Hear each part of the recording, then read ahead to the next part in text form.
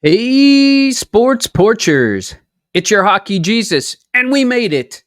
The Edmonton Oilers push the Florida Panthers to a game 7 with a 5-1 win in game 6. For the first time in the whole series, we finally know that this series is going to go to game 7. That's right. It's going to be played Monday night. I am just thrilled about that. Edmonton, congratulations to your team for getting this far. You're the first team since the 1944 Detroit Red Wings to actually come back from a 3-0 deficit and force a game 7. Hopefully, you don't want to play like the Detroit Red Wings did in 44, but you want to play more like the 42 Toronto Maple Leafs. It's been that long since there's been a, what they like to call a reverse sweep. And I think it's appropriate, by the way. 4 games in a row for the team after losing 3 in a row. I'm not going to go over game 6. I hope you watched it. It was much the same as before, a 5-1 win where Florida just did not come out sharp. Skinner did his job keeping the puck out of the goal, and the rest of the team, including Adam Henrique and, of course, Connor McDavid, by the way, for the first time all series, no shots on goal, no points.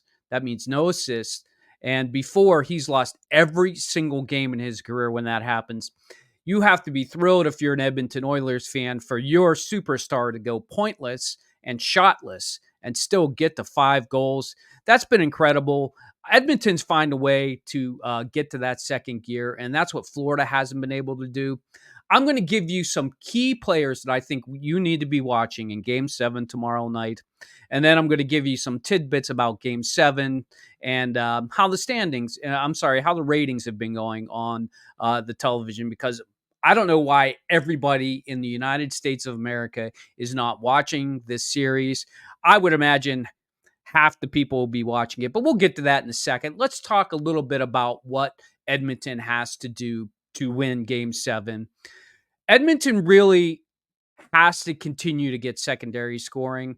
I know McDavid's been the dagger lately, but he's not been the catalyst. In my opinion, Adam Henrique has been the catalyst.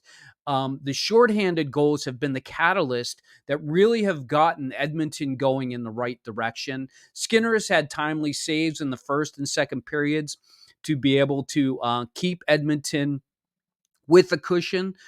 In 2 of the 3 games, they've had a 3-0 lead in those games. And I think that's what's really kept Florida from coming back. They just don't have the superstars like Edmonton has to be able to come back from a big deficit like that. So I believe that if Adam Henry can continue to bury his chances, I think Edmonton has a chance. Clearly, the team, and the person who scores the first goal is huge. I can remember back in 2009 when Max Talbot scored that goal. I was like, "Oh man, what is happening here?" And I think that's kind of what I think that's exactly what Florida needs. They need a big game from Bob, much like, Marc-Andre Fleury didn't have to make a lot of saves that game, but the saves he had to make, especially the one on at the end of the game, he made them, and they won, and they got to Stanley Cup. They won it on the road. Now, Bob would be winning it at home, which would be incredible for Florida fans. I think that that's the kind of game you're going to have to get from Florida. Edmonton, it's much like the 2019. Do I have that right? 2019? Yeah, the 2019 St. Louis Blues, when they came out on the road and Ryan O'Reilly, who was the Conn-Smythe winner, scored in the first period, and they pretty much just manhandled Boston in that 2019 series at home. And Boston was never really in the game. I think that's the kind of game you're going to be looking at if you're an Edmonton or a Florida fan. I think for Florida, honestly, Erod's been the guy for them this series. And I think if they can get Erod's matchups, if they can get him matched up against anybody, but he's been really good against McLeod, Ryan, and Perry. That's really, if I was Paul Maurice, that's who I'd try to get out on the ice. And he's been playing with Kachuk and Bennett. I like Erod with Kachuk and Bennett a lot. I think that in the last game, they've gotten the majority of the opportunities. look, they were out there against Jan-Mark Brown and Henrique too, and that slowed down Henrique. So that's another possibility. But honestly, for Florida, you got to be able to get to your forechecking game. And what does the hockey Jesus mean by forechecking game? Hockey Jesus, I'm trying to get you as my disciples, new disciples into the hockey world. Forechecking is when you dump the puck and you go get it. And what do? You usually bang into a defenseman to grab the puck. Whatever you do, you have to do to get to the puck first and then dump it and then play the cycle game, which means you got somebody going to the net and you're tipping it in. Florida's been great on tip-ins. And honestly, they've been good with the rush. And the other thing that forecheck does is it keeps Edmonton from getting the puck out of the zone real quick and having it go the other way. And certainly, I saw today that Florida's changing up their power play. I think that will help. Tarasenko's been great for them this series too. Putting him on the power play, and getting rid of Verhaeghe. Verhaeghe's at like a -11 in the series. Ouch! If you're Florida and you're looking at Verhaeghe being a -11, you're saying what went wrong with Carter Verhaeghe? And I don't know, but he doesn't seem to have much speed on his shot. I watched that this year with Evgeny Malkin. As a Pittsburgh Penguins fan, you can see my shirt here. And when he wasn't going, he wasn't shooting. And I think maybe that's the problem with Carter Verhaeghe, just not confident in his shot right now.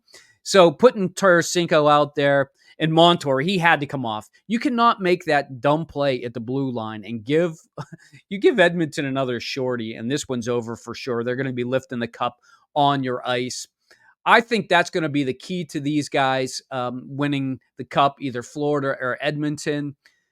I don't really know. It's a coin flip. Even the odds makers are saying, I don't know who's going to win. They got them even. And seriously, that's really the way it's going to go. Let's talk a little bit about game sevens, at least in recent history. I'm only going back to 2006. You can go back to a few more games, but I think these are the games that are more recent. 2019 St. Louis Blues, they won on the road against the Boston Bruins. They won 4-1. Conn-Smythe winner Ryan O'Reilly scored in the first. By the way, St. Louis, they won 5-1 in game 6. So take that if you're Edmonton and saying, let's play like the Blues. Boston won on the road in 2011. They beat Vancouver. They came back from a 3-1 deficit. So once again, and they actually won game 6 also. Tim Thomas was the goalie who really did it for Boston in those games. They had a lot of guys scoring goals. If you're Edmonton, you're thinking, hey, we're kind of like Boston, only better because we came back from a 3-0 deficit. They won 4-0. That's why I think Edmonton, if they're going to win, they're not going to win a close game. Now, Edmonton has won close games before, so I think they're still capable. Anybody's capable of winning a low-scoring game, but I like Florida in a low-scoring game better. 2009, my Pittsburgh Penguins, they won on the road at Detroit. This was the rematch game, by the way, where Pittsburgh lost in 2008 in 6 games to Detroit, and they come back in 7 game. By the way, they also won game 6, and they won 2-1. And the 2006 Carolina, they won at home, and they really didn't have any real talent. And they beat, that's right, they beat Edmonton Oilers. So, Edmonton, don't be like your 2006 self. Be more like your 2019 St. Louis Blues self or your 2011 better Boston Bruins self, and you can raise the cup. Don't look at the tape from 2006. Unless, of course, you want some energy to say, don't do this to the fans. Don't do this to the fans again like you did in 2006. That was Rod Brindamore's team, by the way, in 2006. Cam Ward was the Conn-Smythe winners, not Rod Brindamore, contrary to the popular opinion. So those are your game sevens in most recent history. It's not very common that you see this happen. So I suggest get a chair, pull out some popcorn, maybe get your favorite beverage, and just take the next 2.5, 3 hours, starting at about 8:15, 8:21 is around the time the puck's been dropping, and check out the game. Let me tell you a little bit about the Stanley Cup Finals and what's going on with the ratings. Um, the ratings in the Stanley Cup Finals have been averaging 3.6 million. These are, by the way, these do not include CBC, Sportsnet, any of the Canadian stations. So I think the ratings are clearly much higher. I don't know anybody in Canada who's not going to be watching that game tomorrow. Well, I really only know one family in Canada, live in British Columbia, but I'm sure they'll be watching. But the deal is that the 3.6 million is a 36% increase from last year. So more people are watching hockey. I contribute that a little bit to your hockey Jesus here. A little bit, just a little bit, maybe only like 0.00001 of that million, but I'll take it. The total average from 2 years ago was actually 5.82 million. So it's down from a couple years ago, but it's up from last year. And it's actually, they say it's the one that's been watched the most has in the seventh game was that 2019 game. The 8.724 million people watched game 7. I expect somewhere between 6.5 to 8.5 million of you USA citizens. Well, at least you're watching on ABC, so I assume that's most of ABC. That's most of the United States of America. I tell you what, I'd rather be watching on Sportsnet. I love those guys. When I was up in Detroit last weekend, I was watching a game on Sportsnet. I think the Sportsnet crew does a great job of catching the spirit of the game, and I just think between ABC and Sportsnet, we've got a very positive future in NHL hockey. Look, I'm going to be back. I'm going to give you the analysis of the series of what happened in Game 7. I'm not going to do that tomorrow night because I'll be on the porch with the boys. We're actually going to be right here in the Hockey Jesus studios, and I'll be back on Tuesday. It's a busy week for hockey. Not only do you have the Stanley Cup Final, Game 7, Monday night, you have the award show Thursday night. That's the 27th. And then the 28th and the 29th, right behind it, you have the 2024 draft to see who's going to be playing next year.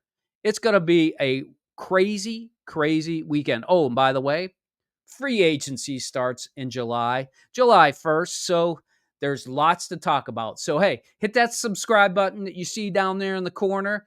I will be here. I'm probably not going to cover the awards show too much. I might give out my own awards. And I think that the draft, got to cover the first round because the first round picks definitely, probably half of them will be playing next year.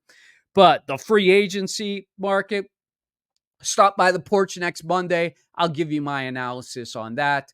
So enjoy Game 7, and I'll catch you back for the Stanley Cup Final analysis. And we'll be talking about who's raising that Stanley Cup Monday night. Will it be Florida or will it be Edmonton?